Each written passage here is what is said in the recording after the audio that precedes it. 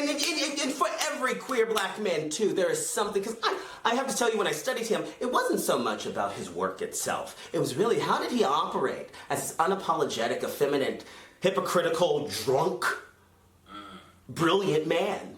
Yeah. How did you do that? And then, even when you think about the gay community, because, white gays, exhausting. But he wrote a gay-themed novel in the 1940s that released in the 1950s. This gay black man, little feminine, like, Negro. You know what I mean? Like, what the fuck? And then he had the FBI follow him and all that stuff, and he was paranoid and things. I don't know, there's just something so ferociously transcending about him that's, oh my God. And he's the smartest person in the room. And he was actually more best friends with Malcolm X. I'm like, oh, okay. You bad, nigga? Give it the true shot. I want 7.5 million over my head, money hitting under my bed. Baby, let me talk about it, let me talk about it, let me talk about it. I'ma grind on heavy till the fam get fed. They gotta be good when I'm dead, man. Let me talk about it, let me talk about it, let me talk about it. I'ma grind on heavy till the fam get fed. They gotta be good when I'm dead, man. Let me talk about it, let me talk about it, let me talk about it.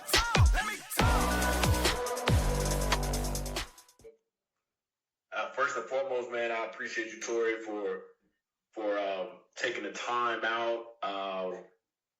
It means a lot, bro. I'm gonna tell you why. So my world is the photography world. I've been doing photography for 16 years, and whenever you have people reach out to you, you never know sometimes if they're real or not. You never know if someone is going to waste your time. You never know if someone is truly authentic when they reach out. Yeah. So, you go through a few disappointing situations, when you start off and having a different business. And, being in it for 16 years, I've seen my fair share of disappointment. But these last few years, I've embarked into the In True Form podcast realm. And, yeah.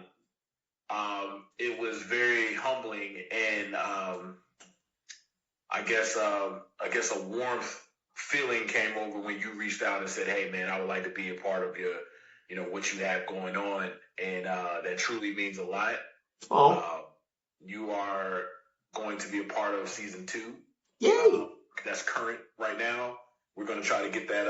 We're going to try to get it out too in that time frame that you talked about. Oh, cool. So that way we can push things and get to where we got to go there.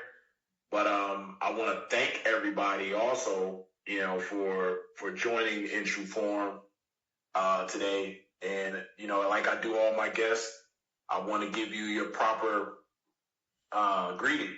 So today's guest is an actor, producer, educator, storyteller. We have Tory Devon Smith, or is it Devon? It's Devon, the black way. There we go. Okay. Spelled like Devon, pronounced like Devon.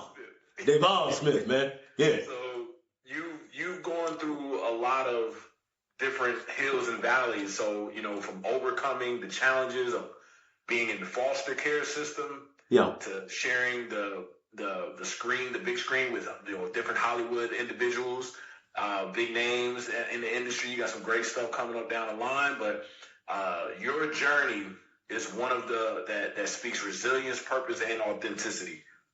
So we definitely want to dive into your journey today, Tory. Yeah.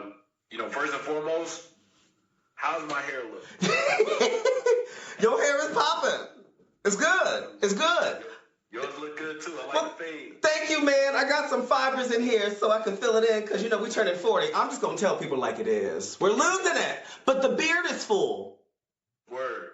The beard is full. I'm looking like a black Moses. Let my niggas go. Okay. Beard looks good. You in the right space. Yep.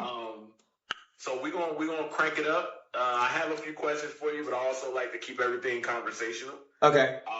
So I'm gonna break the ice a little bit in the beginning. I want to get this question out of the way just because I love actors, I love creatives.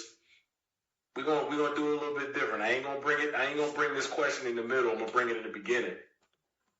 What's your favorite top 3 movies, man? I gotta hear it. Oh shit! Wow, top 3. That's like a letterbox thing. I was not prepared for that one. Okay, I think the first movie that made one of the biggest impressions on me was Imitation of Life with Winona Moore. I was a small kid, and I remember my foster grandmother, may she rest. I love her, Grandma Rupert. I remember watching it on a Saturday, but we were Seventh-day Adventist. But we could watch certain movies, usually that revolved around the Bible. But Imitation of Life, we could always watch. And I remember that movie had a huge impact on me. Because certain movies, sometimes, because when you're a kid, sometimes you don't know about certain sort of aspects of the world, like colorism. Yep. I didn't know nothing about passing. And when that white girl comes and she said, "That's my mama," it was an amazing, it just had a huge effect. And then I want to say,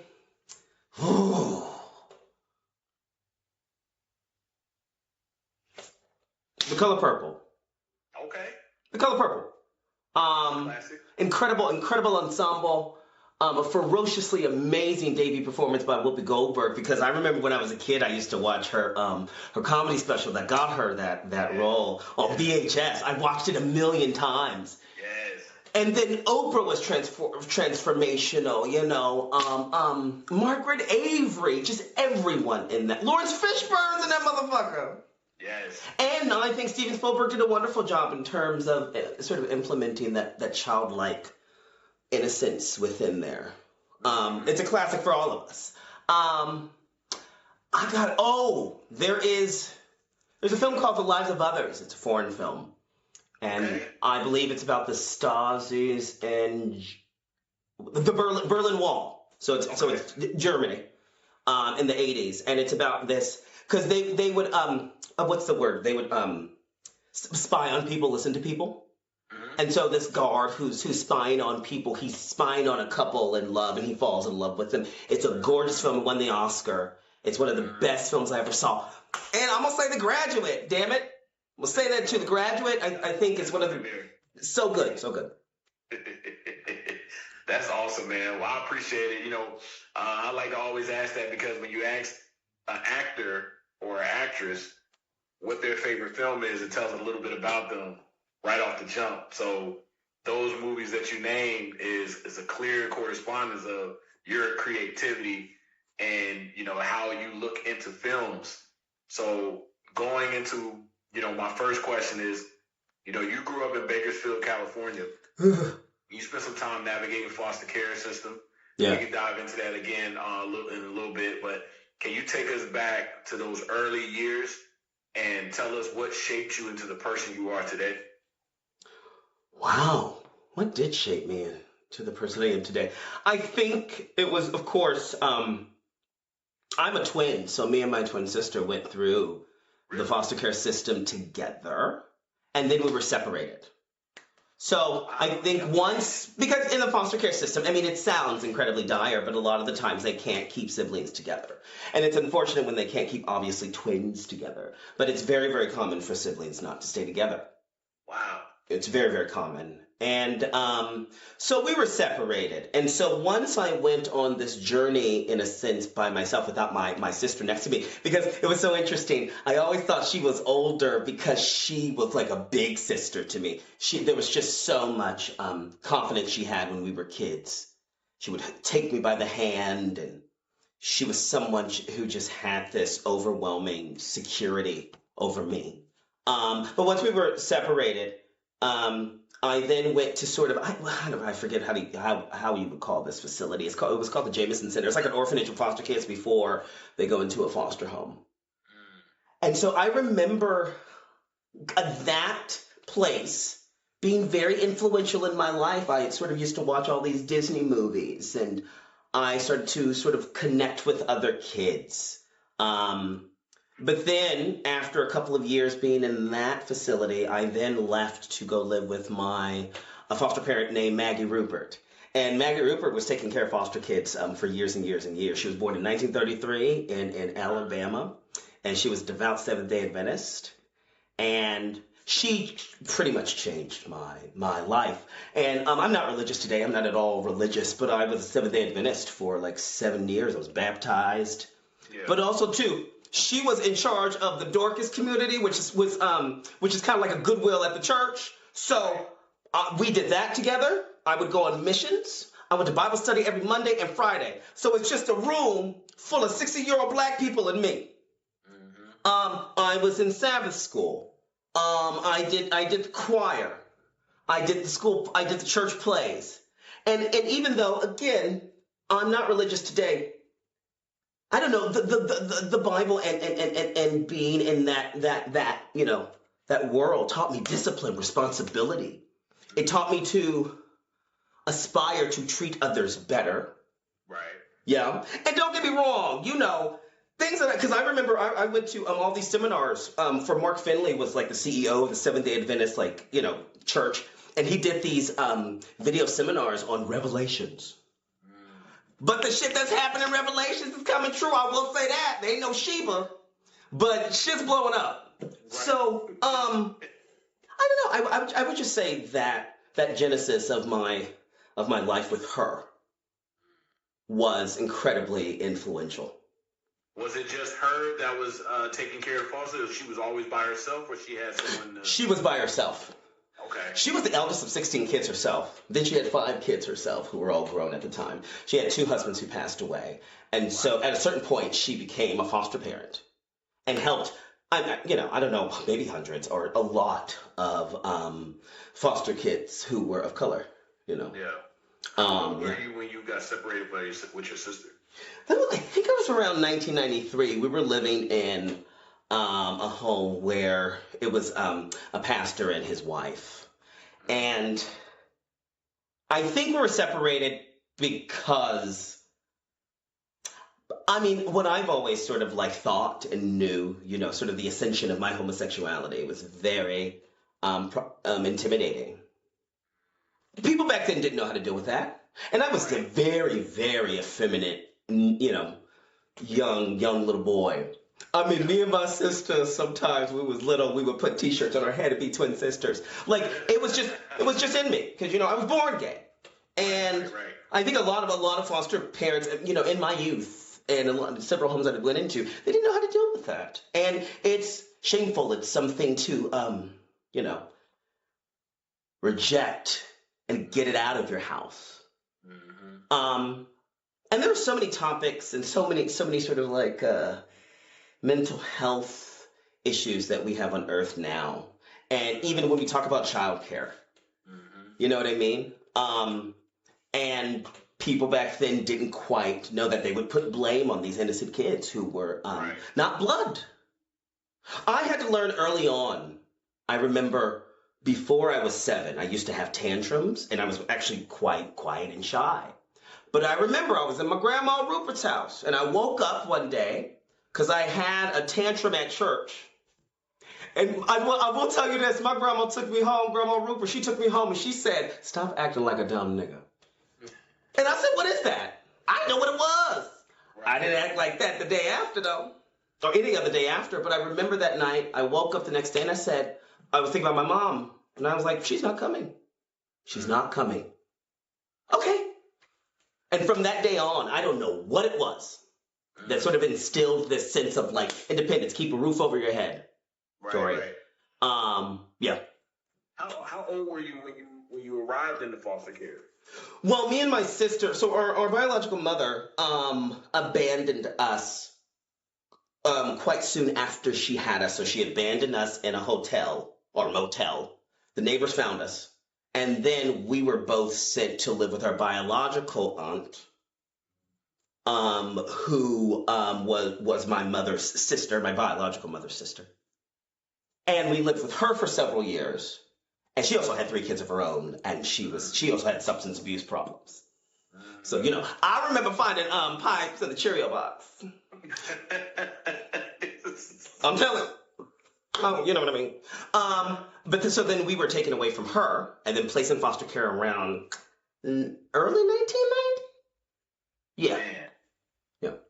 So how's your relationship that you have with your sister now? Are y'all close? Have y'all got a chance to kind of... it's really, really...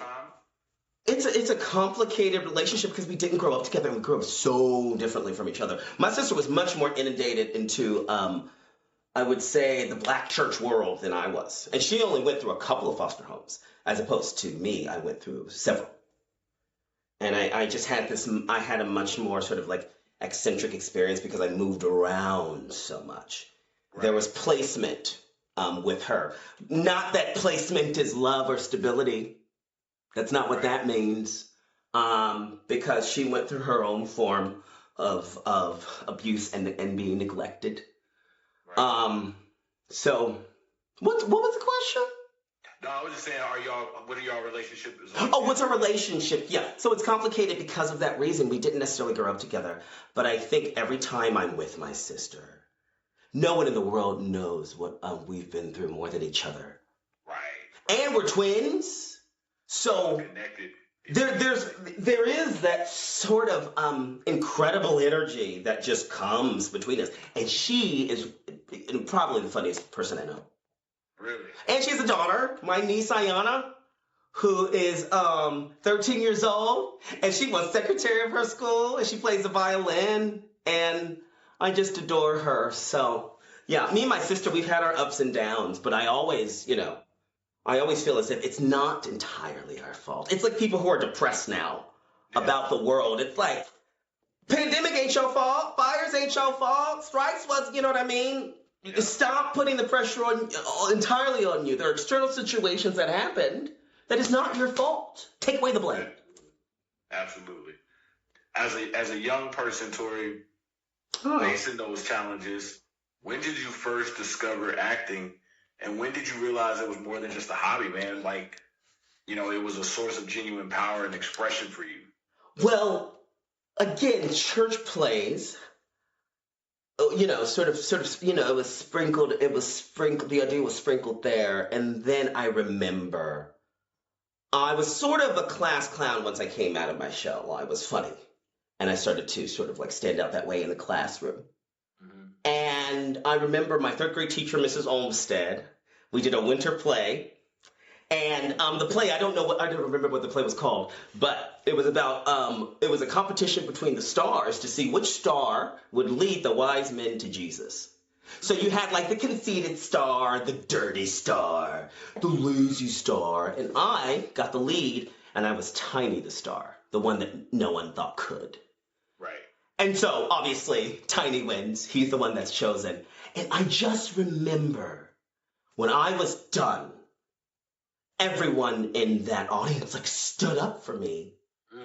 And I was like, oh wow, what the hell is this? Right. I don't know why it makes me emotional right now. That's because you touched a lot of people. Well, I think too, because sometimes I think right now it just feels as if that thing that I that touched me so much, it feels like it's fleeting. Even with everything that I may be doing right now, I miss that, and it feels like it's going away to a degree. But anyway, also too, once I sort of became mentally sort of like psychologically independent by the time I was 7, I was learning to navigate and pay attention to my world. I realized that I was a foster kid as a ward of the state, so I'm like, I get free lunches. Oh, people respond to me well if I'm funny in class. My teachers like me if I do my work well. Now I have this other expression that people are responding positively to me. Therefore, if I do these things, then when I progress to the next step, it will be better for me and probably protected. Because obviously, I just moved the camera. Obviously, I have been in situations where, homes were not very good. Abusive, if you will, in a variety of ways. But teachers, friends, parents, always safe spaces. If I'm safe and successful there, yeah. And also, too, being a little homo that I was surprised that I was quite popular throughout all of school. Right. And incredibly poor. I was just sort of surprised by that. But that's what it was. I was like, this type of power will lead me to success once, when I go towards the next step. It makes sense, man. So you went on to earn a theater degree. I did. Yeah, I got a full ride scholarship. University. You want to tell me a little bit about that? Yeah, I received a full ride scholarship in 2005 to go to Loyola Marymount University.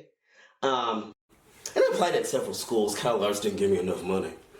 Juilliard said no, but I said, fuck him. I'm so happy I never went to Juilliard. It would have been so stifling. But Loyola gave me a lot of money because, they didn't have that many black people.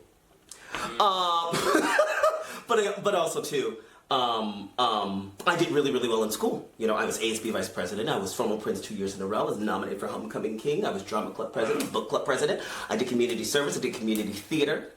Wow. So, how did you have... And I'm going to get back to that question I asked you, but it just made me think, how did you have the mental capacity for all of those hats that you were wearing while you was attending school? Again, again, I think previously what I knew that was powerful. And it's so interesting. For one, I found such a happy space with acting. But, even though that I was sort of well-known and maybe well-liked to a degree, there were people who still bullied me. I remember my sophomore year when I won formal prince. I was like, what? So crazy. And I remember going back to school, and there were guys I was standing behind at the soda machine, and they were just like, what a faggot win. And I was right behind them, and I said, because I did. So that, too, there's a power against those who are against you. It's like, you can say all you want to do, but I'm more powerful. Yeah. By far. No one knows what your ass is.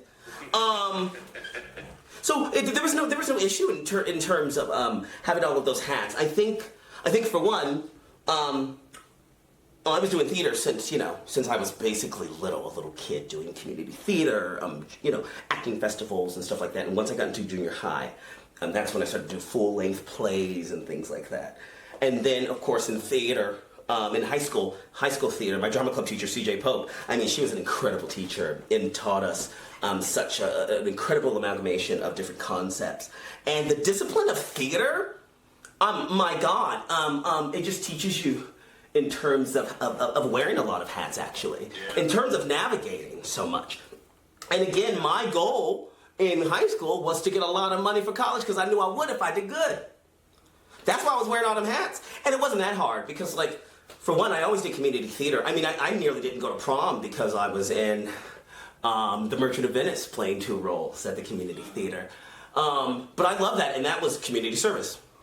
You know what I mean? I did tons of theater. I did dinner theater, kids theater. So there was a lot there. And then I knew, again, if I had titles, that I would get money. And I got a full ride scholarship. So it wasn't difficult to wear a lot of hats at all. You got the blueprint early. You caught on to what you needed to do early. Well, you use that to your advantage.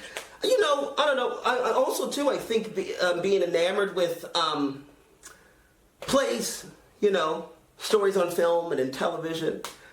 I remember watching Malcolm X as a little boy.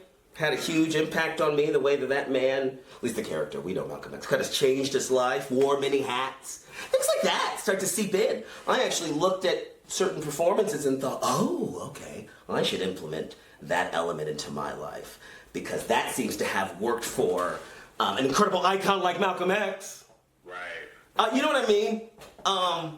It was taking the cues from the people around me. Yeah. Mothers and fathers and parents who wear a lot of hats. Parents who are fucking doctors and taking care of their kid and invite me in their homes when I didn't have anywhere to go. Yeah. So that's what it is. Yeah. How do you feel? So you're doing you're like an adjunct acting professor now, right? Yeah. So what did that feel like? Coming full circle and teaching the next generation of actors at the same institution that helped you shape your career. I know. Crazy that they offered me the job. I will say I was quite involved at LMU when I was a theater major. I did over 15 productions. I directed. I was awarded. I won Junior and Senior Performer of the Year. I loved it. I trained.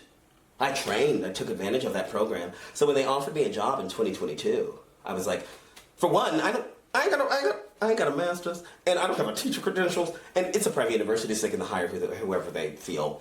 However, I have worked in the field, right, by the time that they offered me the job. I was a series regular in television, a co-star, a recurring, a guest star.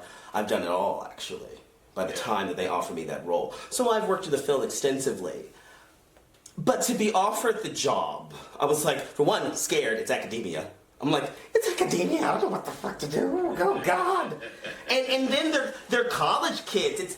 And I'm teaching theater. And the thing about theater teachers that had an effect on me, they're not manipulating you, but they shift your way of thinking and how you think about your soul, sort of like operating when you become a vessel for a character. There's something so specific. And I'm like, I'm not that.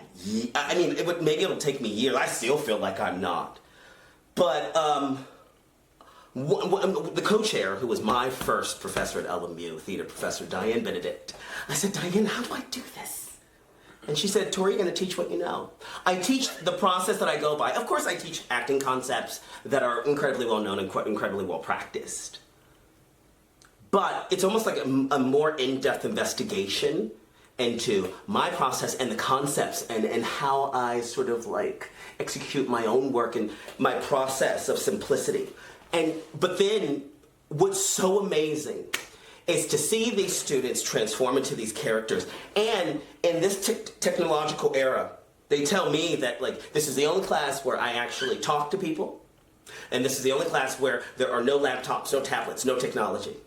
Yeah? And the thing about acting that's so cool for anybody, acting is a study of empathy. You are stepping into the shoes of someone else because you have to justify their actions. You know what I mean? You could play Jesus, you could play Hitler, but you have to justify it. Yeah. So you start to, and it's you know what I mean? It's the physical investigation of the human psychology, how we operate from within, right? Which I think is so fascinating. And then, over the years now, the amount of students that have become theater majors and theater minors, a lot of times I'm like, don't do acting. It's a terrible, terrible time. Just don't do acting. Go back to accounting because you'll make money. Right. But I have seen my students who are now on television, who are pursuing the work. And the evaluations I get are just like, this was my favorite experience, and I never feel like it's me. I feel like it's the craft itself, because I actually like the craft. Yeah. You know what I mean? I actually, the exercise of acting does something for my soul. I love it. And it has everything to do with like sort of the synergy of the story, the people, and the character. How do you turn off that acting battery? Because I'm, of course, being a photographer, when I'm out and about, I'm looking at people, and sometimes I'm looking at people like, how can I photograph this person? Or, you know what I mean? Like, I'm constantly looking at angles, I'm constantly looking at different poses that this person could possibly make. Yeah. I'm sitting across eating dinner at a restaurant, but I'm looking at a person like, wow, they will look great at this scene. You know what I mean? How do you turn off your battery? Whereas I'm walking out of the house, Tori is going to grab something to eat. I'm not thinking about acting right now. Like, how do you turn it off with you being such a, profound actor and creative? Oh, wow, turn it off. Do it ever turn off? I guess that's a better question. Probably not. I mean, I think anytime that I'm selfish. Explain that. Anytime that I'm thinking about my own issues, my own problem, my fucking career, I think that's when it's turned off. Possibly also too, if I have hurt someone, if I have affected someone negatively, I get out of myself. If I'm in financial ruin, I'm like, oh God. Though sometimes, because obviously I live my human life, but there are times like you randomly look at a person and you think, how will they be pictured? Yeah. That's the creatives that we are. It's such a visual thing with you. Yeah? But I think, if I'm concentrating on myself for others that I have either made happy or that I've affected, I think that's when it's off. But I was going to say, there are times where I'm like, remember this moment. But then again, I don't really do that, actually, because, I don't know, we all going through shit. I ain't got to, pretend about being scared about death, because we all went through that shit with the fucking pandemic. I ain't gotta, get into it or think about it during the day. I'm a black gay dude. Like, shit is hard every motherfucking day. I still got white women clutching their purses when I walk by. I'm like, bitch, I got on Daisy Dukes. Why you scared? But you still go through that shit every day. We black. Are you kidding me? That's why when you see some of these white people in their white tears, I'm like, bitch. Yeah, I get it. I ain't gotta act. I ain't gotta pretend. I don't know. I just don't have to. And I think that's why there is something so profound when you see a person of color act. There's something else. There's always this sense, this guttural sense that's deepened within them. That's why, like, even for instance, I usually like actresses more than actors. I take more from women because they go through so much more. So much more. Can you imagine having a baby? And that transforms them. And then, menstrual cycles every month. That hormonal change within them. Yeah. Women go through so much in society and all of that stuff, and metaphysically, there is no ego there, in my opinion. There's just such a depth that comes from the bottom of their fucking foot. Yeah. You know what I mean? So I feel you on that. So so early in your career, you've appeared in a few different projects. You had Modern Family, with Zoe Ever After, Cherish the Day. Yeah. And one of the other things that I saw was that you were in this climate in the acting world, in the acting field. Well, I mean, I don't know. I'm near 40 now. I don't know how old you are. We're kids. You what? I knew we was around the same age. You 41? So I knew we was around the same age when you were talking about Color Purple and everything. I was like, yeah. So we were around the same age. You 1985, Year of the Rabbit. Okay. I'm Year of the Tiger, man. Okay. There you go. February 17th. Yeah. Oh, wow. Yeah. Oh, shit.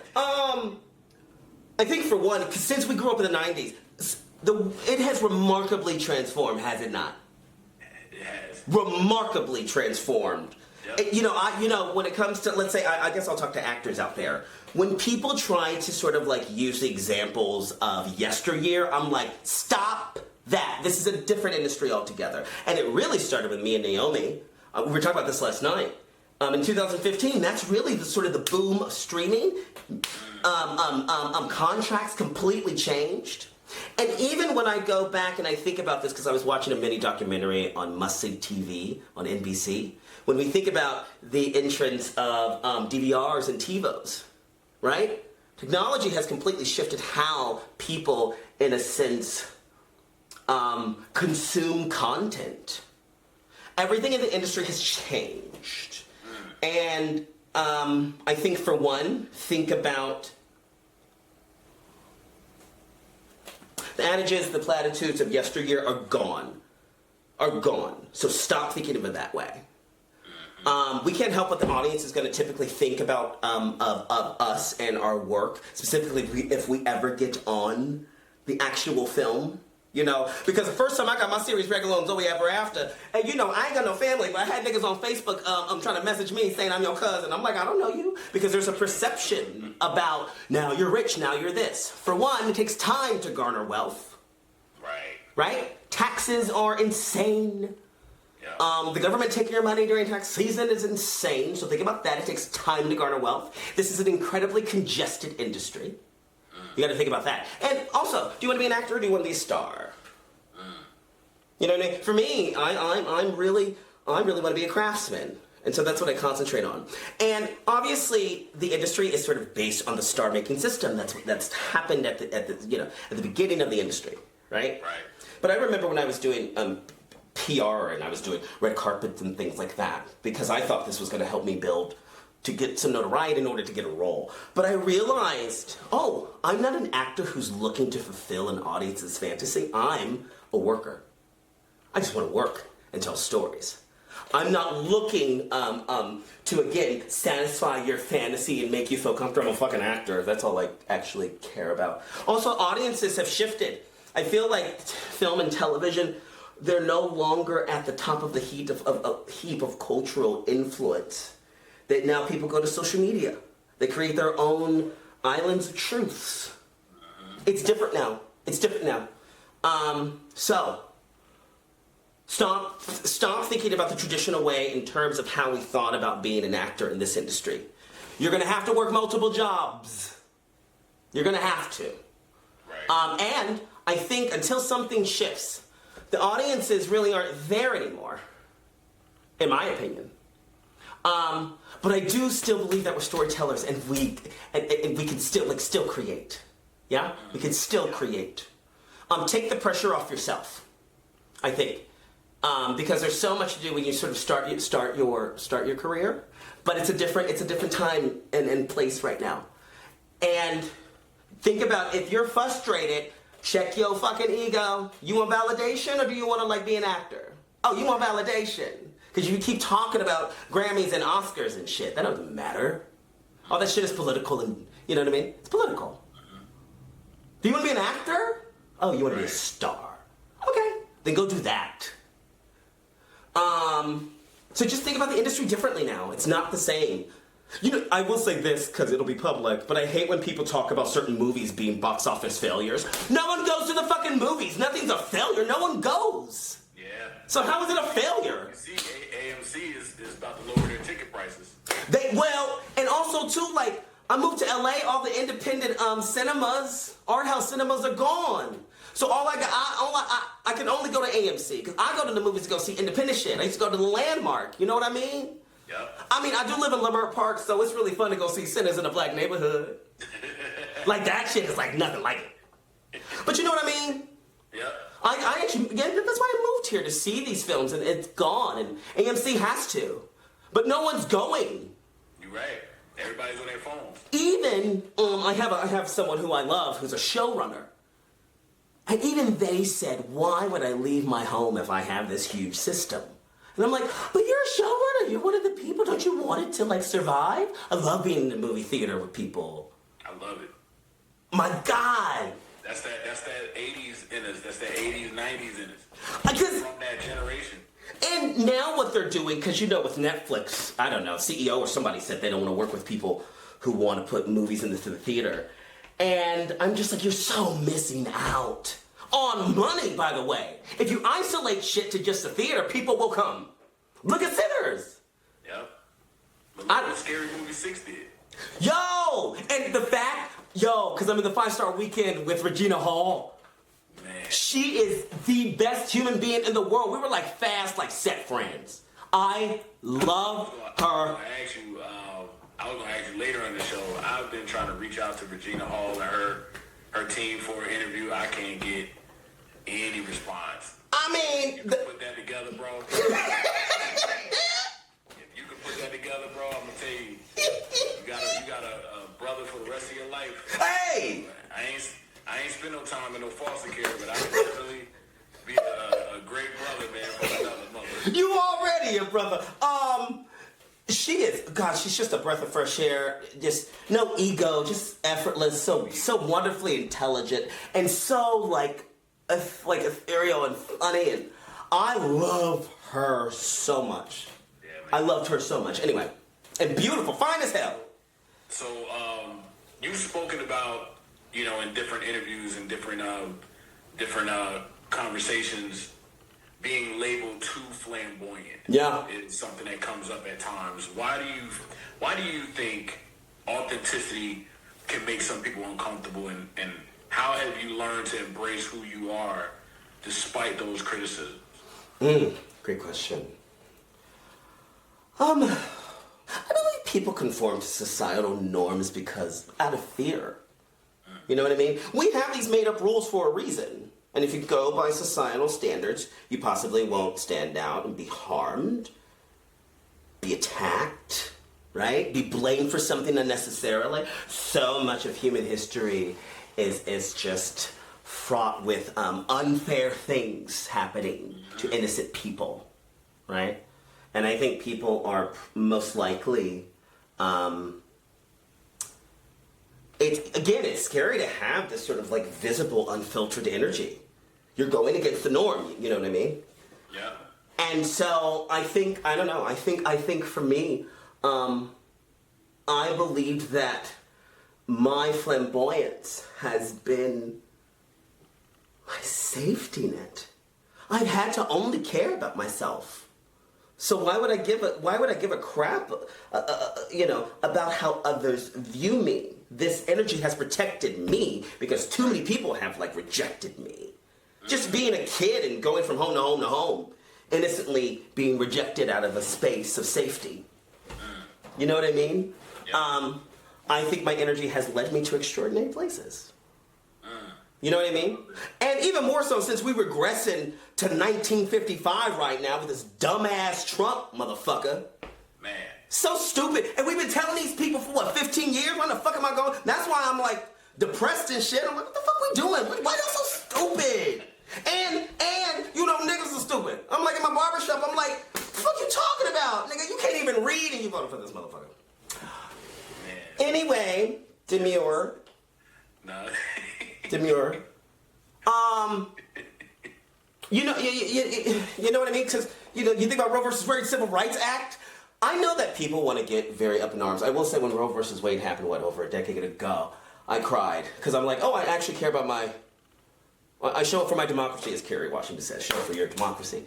And then the Civil Rights Act, because right now I'm kind of desensitized to a lot of shit. I'm like, fuck him, I'm not there. We're not there. We progress past, it is 2026. 2026. We got fucking trans politicians, nigga. Right. We have progressed past that. You can take it away, but you're not taking it away. Yeah. Fuck you. Fuck you. I played John Lewis in a play. I read his memoir about the civil rights movement called Walking in the Wind. I love playing John Lewis. I loved playing it. But to hear the story of the movement, the most influential movement in the world, what it took, right? That will never be forgotten and it will never be retracted. You can take away all the shit you want to. I don't believe it. I'm not there. So go ahead. And your ass will be gone soon. So. John Lewis or James Baldwin? Which portrayal did you admire the most? Well, I would say James Baldwin. Well, the thing is, John Lewis. I mean, it was just there was something about him that I don't know. He reminded me of me. Again, growing up in the church, he would talk to his chickens on the farm because I used to talk to goats. I love goats. There's just something eccentric about him, and I love the way that he talked, and I would try to. I love sort of transforming into other people. It's how I had to learn how to act, I think. But James Baldwin, being a queer man, and actually not learning about him until quite later, not until I got to my African American Studies class at LMU, and we barely touch upon him. We were really talking about Richard Wright and other things. But James Baldwin. And for those of you who don't know, I guess I'll explain it. I created, executive produced, starred, and adapted a short film called The Baldwin Archives, where I portray James Baldwin. And it's a 1963 interview in Europe for the BBC bookshelf, whatever that thing was called. But anyway, I've been... Real quick, though. Yeah. Real quick. In your James Baldwin voice... Cause so you 80s, 90s guy, so I know you watched Def Comedy Jam growing up. I did, yeah. Alright. D.L. Hughley. In your James Baldwin voice, you're about to call out on Def Comedy Jam Martin Lawrence and Kevin Hart and Cat Williams. You gotta call them out in James Baldwin voice on Def Comedy Jam. Go. I'm Martin Lawrence, why don't you stop hitting people on your show, yeah? Kevin Hart, grow a few inches. And Cat Williams, you're brilliant. I have nothing against Cat Williams. I think that motherfucker's so brilliant. I think they're all brilliant. I think they're all amazing. They awesome, man. But Cat Williams, my God. Tap in real quick. I wanted to hear it. What? I wanted to hear you tap into that character voice real quick. Oh, yeah. It's interesting. I actually did a reading recently, and his nephew was there. Really? Yeah, his family, two of his family members were there, and we did it on his birthday. I was a part of, I did a guest star for this group, and we did it at the beach for Baldwin's 102nd birthday. And because I played him, I did his voice. You know, because I've been practicing him for like 6 years and stuff, and he said, I heard my uncle. And I was like, really? Because I worked at The Voice for a long time, and that's really why I was attracted to him. I never knew how, anybody who's eccentric, who's so specific. It's so specific. And I also had an audition for The Godfather of Harlem to play him. Really? Yeah, and I also wanted to play him on Truman versus the Swans, the Ryan Murphy series. And I've been advocating to play him. I'm friends with Billy Porter, and me and Billy Porter were in the Get Down together, and he is looking to write a film, and he's doing a Cradle to Grave film, and so we reconnected, and I talked to his media production company years ago before the pandemic. You know, who knows what's happened. So, and also too, I was also years ago trying to buy the rights of one of the biographies written by David Leeming, who was his assistant, and to me the premier biography of James Baldwin. I want to play him. Something about him, I'm just deeply in love with him. Yeah. Just deeply in love with him. It's a spiritual connection. I think, and for every queer black man too, there is something, because I have to tell you, when I studied him, it wasn't so much about his work itself. It was really, how did he operate as this unapologetic, effeminate, hypocritical, drunk, brilliant man? Yeah. How did you do that? And then, even when you think about the gay community, because, you know, white gays, exhausting. But he wrote a gay-themed novel in the 1940s that released in the 1950s. This gay black man, little feminine, like, Negro. You know what I mean? Like, what the fuck? And then he had the FBI follow him and all that stuff, and he was paranoid and things. I don't know, there's just something so ferociously trendsetting about him that's, oh my God. And he's the smartest person in the room. And he was actually more best friends with Malcolm X. I'm like, oh, okay. You bad, nigga? Yeah. You gotta do the Denzel. All right. King Kong ain't got nothing. Oh, you know. James Baldwin ain't got nothing on me. You're so much, but that's so good. That's good. You sound just like him. You know, it's so interesting with Denzel. I feel like every black actor, like, we always got Denzel in us somewhere. I always do my Denzel for some character. Yeah. Some character. Yeah. I can do Al Pacino too. Oh, let me see. What you fucking told? Oh, that's hilarious. Come on, Kevin. Come on, Kevin, with his Devil's Advocate. Yo, I watched it on VHS. I love that movie. Yeah, man. See, and the kids won't even know what the fuck we talking about. Nah, they really don't. They gonna go back and check it out though. They have to. They have to. Pages. Yeah. So you currently appearing in Noah's Ark right now. Yeah. That's the project that I know it means so much for the LGBTQ plus community. What did being a part of that legacy project mean to you personally and professionally? Oh my God, because it's so interesting. When I went to LMU, I was Bennett, Dr. Bennett, who was a black female professor at LMU. I was her assistant. And she told me that she knew Patrick, the creator of Noah's Ark. I was in college, and I remember watching that series thinking, because it was the only sort of show that still I think I've ever seen in a series about only gay black men. The black male gay Sex in the City, if you will. And just to have that example, right? I wanted to be on that show ever since I was when I was a kid. Right. You know what I mean? And I've always, it's been a part of our lives. And it's the only reference that we have that has been in the media in that way, which I think is obnoxious.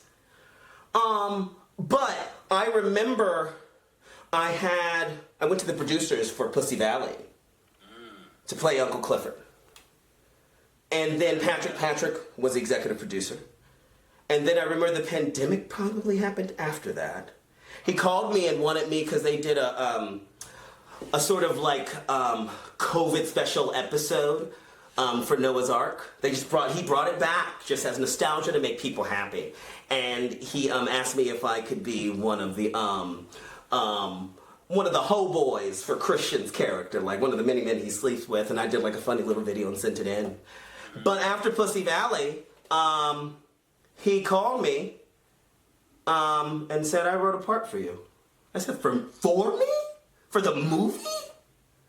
I was so touched. He said, for me. Because he's always been so complimentary towards me in terms of how he feels about me as a performer. And, you take everything with a grain of salt, but with Patrick, I believe it. And I'm so grateful, because we see each other. Yeah. Black folks, we see each other. Right. And so, the fact that he said he wrote it for me. And it was at a time where I haven't worked for a while, and the industry was obviously, it's 2022, so after the pandemic, everything just felt like shit. Yeah. But I was also, I was paid my rate. I got to fly first class. I got per diem. I got my own car. I got a hotel. These things don't exist anymore. Yeah. You know what I mean? Things aren't taken care of like that anymore. And so I only filmed for a couple of days, but to have that experience one last time, because it hasn't happened since. Because again, everything has transformed. Just to feel like a fucking professional, You know what I said to myself the other day? A lot of actors are out here and they'll be like, I'm grateful to have a job. I ain't fucking grateful. You know how much I've invested in this shit? I deserve it. I've invested hundreds of thousands of dollars. I have a degree. This is the way I wanted to do. Of course I deserve to work. Right. I'm grateful to do the work. I love being on set. All of those things. And you're always grateful when you're in your element. As artists, like, when we in our thing, it don't feel like work. No. It ain't hard. We having fun. I mean, we even gotta think about it. Yep. That's blissful. I was just telling somebody today, I was just like, the importance of doing something that you're passionate about creates so much anxiety. Like, you can literally be feeling like crap during the day, and when you start doing your passion, your craft, you like, man, you got a whole new energy. It's like your skin is glowing. People think you're pregnant. They be like, oh my God, yeah, I'm having fun today. I'm doing the stuff that I want to do. So people don't realize that though. Like, when you see people that's unhappy, a lot of the times they're not doing the stuff that they really, really want to do. They're not in their passion. They're not in their drive.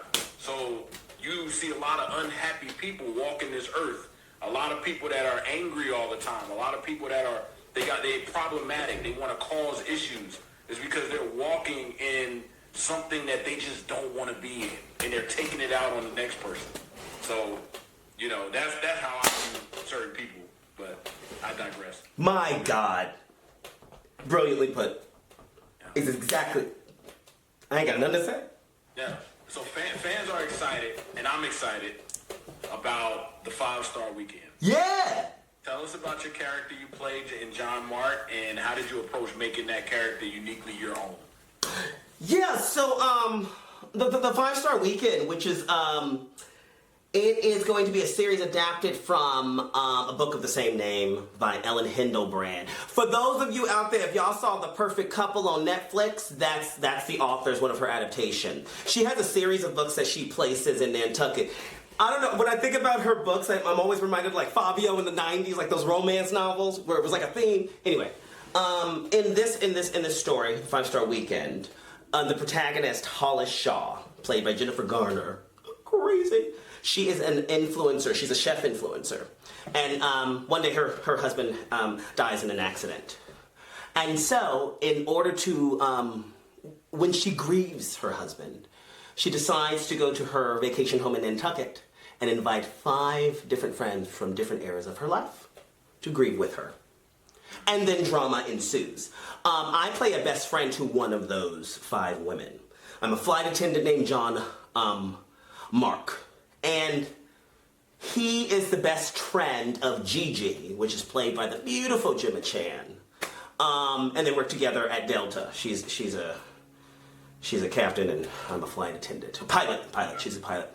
And basically, my purpose in this series really is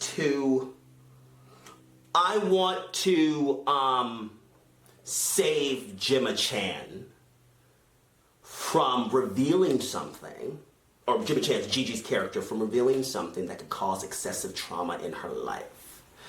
Because there's a secret that I don't want her to tell. right? And so he's funny, he's energetic, and wonderfully sympathetic, I think. And in order to make him my own, it's interesting. Our showrunner, Becca Brunsetter, who did, oh my God, why am I forgetting the show? With Sterling K. Brown. This Is Us. This Is Us. She was an Emmy-nominated writer on that show. I'm like, oh my God! Really? Yeah. This Is Us. Huh? I watched This Is Us 3 times. Yeah, that shit is so good. Ran it back. Yo, its tone is so good. So the showrunner, Becca Brunsetter, and Minky Spiro, who's our director for half of the episodes, they were really collaborative and open with me, and they had their own ideas about the character. And I think all of us, just sort of as creatives too, it's really sensitive right now when you write or have a character of a certain identity or color or whatever, what have you, who's marginalized, right? So because of this sort of sensitive era, I think, we wanted to make sure that we did not mock his identity as a gay man, nor diminish it. So we found this middle ground with him, right? And also, too, this character that I'm playing is an amalgamation of 2 very minor characters in Ellen's books. So he's a composite character that's a little bit of a made up person. And so he's almost like a blank canvas. So basically I'm like, oh, I'll just make him me. You know what I mean? I'll make him me. To a degree. I mean, there are certain things that I would not care about. Because I'm just like, I'm just gonna go get some dick. I don't care. But well, it's so interesting how I sort of like, you approach every character because, like I said, I'm theatrically trained. I come from the theater, and the theater is really the actor's medium. And you have so much more with characters from a play than you do sometimes, in film and television, unless you're a lead. Yeah. And it's almost like sometimes harder when you have so much little to do and not much to say in film. But I think with my character, I didn't necessarily have to give him, like, worry about an arc or whatever, what have you. To me, I'm like, you approach every character different when it comes to film and television. I'm like, okay, so what's the direction here? I just have to know his purpose. What's his objective, which is his desire, his want, his need. And primarily, every single thing I have is with Gemma Chan, Gigi's character. So my purpose is Gigi, saving my friend. Right. See, and I did draw upon, I remember a girlfriend of mine, she revealed to me that her ex-boyfriend was physically abusing her. And it's so interesting, you hear of these things, but when it's actually like one of your people, that shit, you know what I mean? It can be depicted. It's different. I'm like, I wanted to kill him. Yep. I remember just going to her house, and her in a chair, and I just held her. Just held her. And so something about that moment in my life, I sort of like thought about. I think he's funny. I also improv'd a lot. I talked about the number of white people on the plane.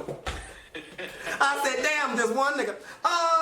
So I actually had fun, and I gotta tell you, I remember the director and the showrunner, they were just like when I returned to set, they're like, we're so happy you're coming. Cause like Regina, me and her was like bomb diggity dom calm. All of the costume designers, makeup people, those are like my people. Like when I'm an actor, like on set, for one, I'm just grateful to be there. I'm happy. I'd rather be doing this than serving for 16 hours. Right. Or doing Uber driving. I'd rather just be here. Back to your passion. Well, passion, and also too, I think that's when I'm grateful. I'm like, because we've done the hard work. I've done menial jobs and, still working shit. So, if I'm, even more so, after everything we've all been through, I am so grateful to be in that space. And I was just watching The Comeback too, and Lisa Kudrow, she's brilliant.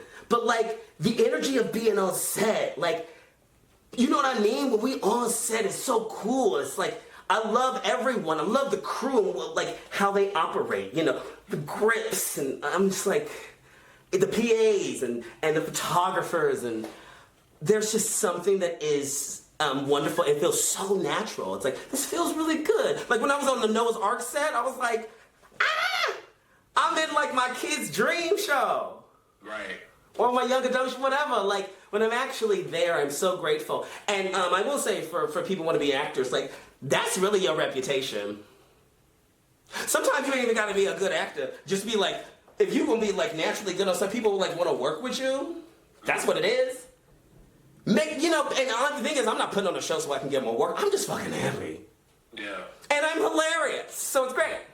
You really are. I'm joking. I'm not. Do you do any type of stand-up comedy? No, I do not. You know what's so interesting? Because that's why I am so impressed with Kevin Hart and Martin Lawrence, you know, and Cat Williams and Eddie Murphy and Richard Pryor and Red Fox and Coco from Comic View. I used to watch Comic View all the time. That's like one of my biggest inspirations in my life. Monique was on that shit. You ever heard of Darren Fleet? Darren Fleet? I don't know. I probably know the face. Yeah, well, he started off with social media. Now he's blowing up. Oh, really? Comedy, but he identifies himself as gay as well. Oh, yeah. But I had a recent interview. Yeah. Oh, I watched that one.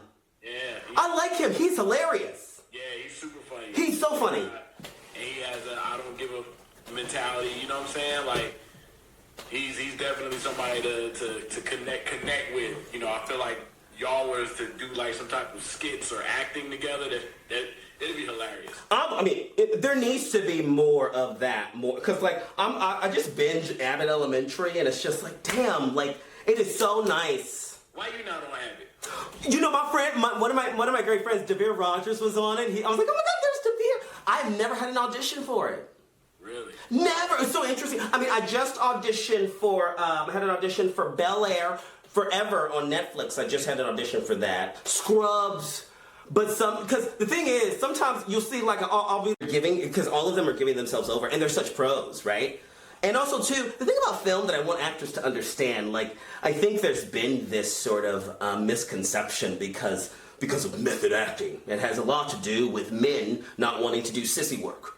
Well, if I stay in character, and I, like, stay in this dark room, and I get a black eye, I'm a fucking actor. It's like, you don't have to fucking do that. I don't have to write a whole biography about the character. You know, your job is to really understand the given circumstances. What is the material telling you, and investigate that. Also, film, unlike theater, theater's different. Film is just, you're capturing seconds. You're capturing seconds. Yeah. And you're being edited in a room without you. So stop thinking that it has to be this intense study, depending on what you're playing, right? With Baldwin, I just remember I wanted to keep the tone of his voice, because working with my dialect coach, I was putting him all the way down here. And it's like, oh, he's younger, so he has to be up here. And so I just had to keep that, because that's unlike me. And then my amazing co-star, Jordan Gavaris, who I love, he was improvising with me. And my director, Laura C., she made me do because we did about 10 pages of this interview that we recreated. That was about a 30-minute interview. So every single take was the entire thing. The entire thing. So that was really it. But also, too, I'm a bit of a creative. And I also helped edit that. It was actually something I did. You know what I mean? I actually, you know, whatever, I could attest to that performance and be like, yeah, that was because of me, a part of me, and my editor. But yeah, that's the thing. You don't have to stay in the character. I think it's about stamina. Because if you're feeling sort of tired, and the director is trying to give you just like, I want to give you a different nuance on how to do this, but your mind is about, I think I'm hungry, I'm tired, my kids. You have to just stay focused so that you can have, whatever the director says, you know, they want you to change so that they have options for edits. But at the 15th hour, it might be hard. You might be a little aggravated. Right. So that's the thing, stamina. Yeah? I like that. That's what I it like is. that answer. So I got 3 more questions for you, Tory. We're gonna wrap it up. Bring it down. We're gonna bring it downhill. So this particular question targets the audience that's gonna be in attendance to this episode and for the audio listeners. So if you could sit down with your young boy navigating through foster care system and you were able to tell him about the life you're living today, starring alongside Hollywood A-listers, producing your own work, and inspiring others, what would you say to your younger self, and what message will you share with anyone who's ever been told they're too young? I mean, too much or not enough. That's pretty wonderful. Wow. I would tell myself that, you know, regardless of this current trauma that you're going through, you will reach extraordinary heights soon. So just wait. Just wait.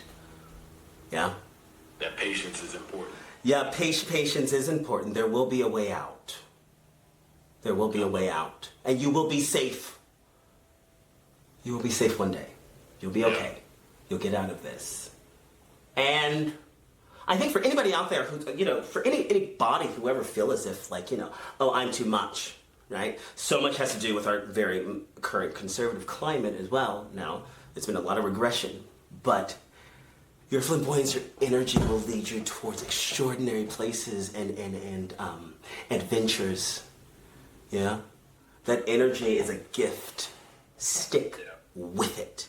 Be yourself. I hate that sort of like the planet, be yourself dream. But it's very, and we know what that is. You know what I mean? We know what that is. And now that we're in our 40s, like we mid-lifers now, which is so weird. I still feel 17, dude. Same, man. Except for when I wake up in the morning and my knee do this little popping thing, and then I gotta like snap out of it a little bit. I'm back 17 again, but I'm definitely 41 when I wake up in the morning and I'm back to my normal self and I walk around a little bit. So, yeah. I don't know, that age be doing weird stuff, man. Like, you wake up and you're just like, why the fuck does this hurt? Is it gonna rain?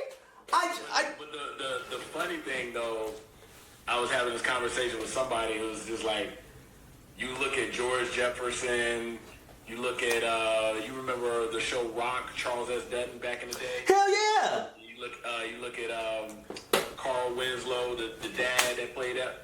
They were all in their 30s and 40s looking super old during that time frame, so we don't look like that. At all! We're aging gracefully yeah. in our era. So I mean... I'm totally for that. When Cicely Tyson died, she was like 91. She looked like she was 60. I was like, what the fuck? Cicely Tyson. I mean, look at Gabrielle Union. What the fuck? I seen a picture today of Ruby Dee. Oh, love her. I've never really seen too many photos of her when she was younger though. Like, yeah. You know, she was gorgeous, man. Stunning. Because I mean, the youngest I've seen was Raisin in the Sun. I mean, what I don't know. She stood out to me the most in that movie. I love her. Love her. She was gorgeous. I remember is when she was on Jungle Fever and she was just like, you take this money, you get out my house. Was she talking to Samuel Jackson? Yeah, the kid, yeah. He's like, come on, mama, where the money at, mama? Come on, mama. You know how he going. He was something else in that film. He was so... Ossie Davis, Halle Berry was real good in that shit. Everybody. Wesley Snipes. Yes, man. That's a classic film. You know, I didn't like the newest Spike Lee movie. Which one? The one that he did with Denzel? Yeah. I forgot the name of it. I haven't even seen it. And I watch every Denzel movie when it come out, but I ain't get a chance to see that one. But I think with Spike Lee... I don't know, the sort of gifts that he have given us, these iconic, incredible films that have had probably the most impression on me. When I saw Malcolm X as a kid, it changed my life. I thought, I've never seen something so epic. Man. I've never seen... That movie, I tell people to this day, Denzel deserved 3 Oscars for that movie. One of the greatest performances I've ever seen on film. It's crazy. On film. Damn, I totally agree. All right, so... This is one of my segments of my episodes where I ask my guests, it's called the shooting my shot question. So we alluded on it earlier, but I want to kind of ask it formally. So you built an incredible career across television, film, theater, and education. Is there someone you think would make a great future guest for In True Form, and would you be willing to help me shoot my shot with an introduction? Regina Hall, we're going to work on it. Let's do that. Because I know she's busy. What was she doing? Like 3 shows right now in a movie? Because Scary Movie now she's in cahoots with this. So I'm gonna see her at the premiere. Yeah.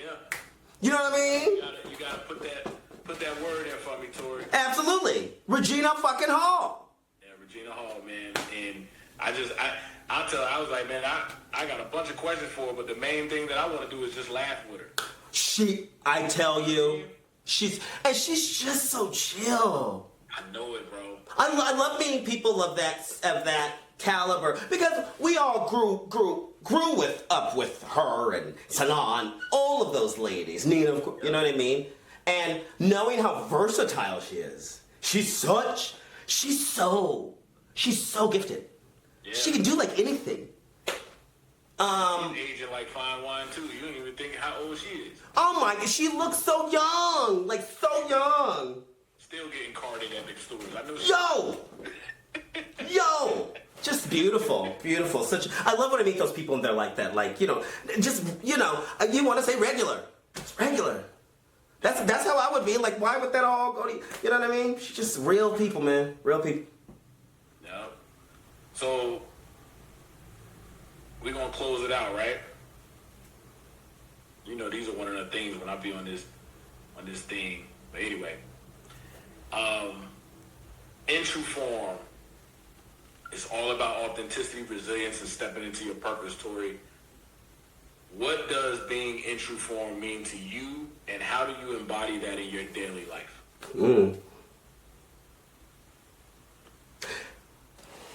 Being present to the positivities that happen in your everyday life. I recognize when I have a good day. I really do. I remind myself I have a pillow, I have hot water. I have 2 limbs that work. My heart works, I think. You know what I mean? It's working fine. My lungs work. I have people who do love me. I think that's what's being in true form. And I do have to say, people can be a disappointment. I mean, look at what we're going through, just generally. And so much has been unearthed. But I tell my students this too. I don't know why we're here. I have religious students, I have spiritual students, whatever, what have you, because I work at a Catholic university, yeah? But I think we're all searching for why we're here. I think we're here because of each other. I think that's what it is. So, if you financially, emotionally, and physically can help a fellow human being do that. Because I feel like when I'm teaching, I'm selfless. I love it when I'm selfless. Like, again, like with God, like you and me are God, you and the ocean are God.